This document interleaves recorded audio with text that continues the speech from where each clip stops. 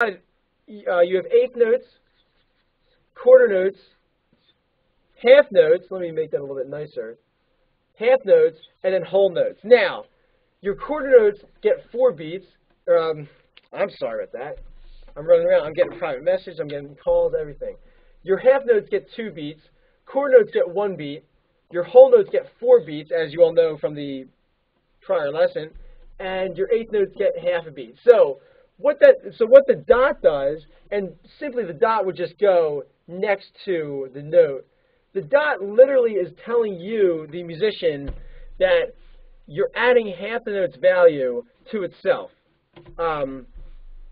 So here, you have your half note is normally 2 beats. But if you're going to add half the beat to itself, it's now saying 2 plus 1. So your dotted half note, which your half note gets 2 beats, your dotted half note gets 3 beats. Okay? Your dotted whole note is 4 beats plus half of itself, 2. So your dotted whole note gets 6 beats. And this will never change. This is the same for everything. This will always be like that your dotted half notes get 3 beats and your dotted whole notes will always get 6 beats. Okay?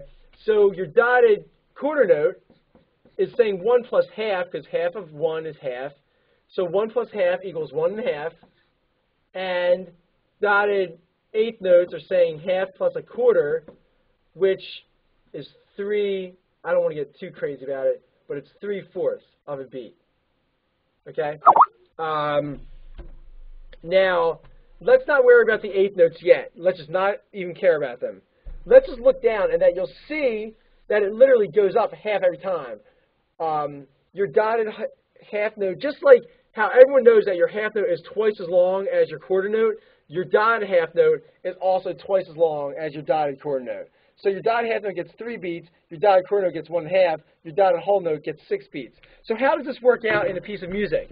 Well, it's actually kind of easy. By the way, if I'm going too fast for anyone, let me know, and I will do my best to answer the questions on the fly as I'm recording, because I think it's important that I answer these questions for you guys as I'm recording, because if you guys have questions, then I'm sure people that are watching the archive has questions. So let me just continue teaching, and let me get a red pen. So let me draw a treble clef right here and bring up this camera a little bit. Okay, so there's your treble clef. And let me draw 5 staff lines. 1, 2, 3, 4, 5. Now, as I showed you guys all before, is that when you're writing out a piece of music, we have what we call at the beginning of the music, they're called time signatures.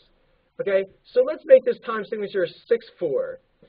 Everyone's very used to seeing things in 4/4, and all that's saying to you guys is that the piece of music gets 4 beats every measure. So let's draw 2 measures, 2 bar lines, makes 2 measures, okay? So now we're in 6/4. So this 6, so everyone knows, the 6 means that there has to be 6 beats in this measure and in this measure, okay? If I were to change this to 4/4, it means I can only have 4 beats in this measure and 4 beats in this measure. So let's just think for a minute that if this were in 6/4, this piece of music right here, yo, what's up, Havoc? Hey, man, and wait, let me see. Yeah, I'm using Firefox, so maybe that'll help. I mean, that's the best thing that I do. Oh, wow. Try it with Safari if you're using a Mac. So you're 6/4. If I were to make this 4/4, let's just imagine that it's 4/4 for a minute. If I were to put a whole note right here, then the whole note, as everyone knows, gets 4 beats. So then that's fine. But it's not in 4/4, it's in 6/4. So how do I make this in 6 beats? Well, I add 2 more beats to the end.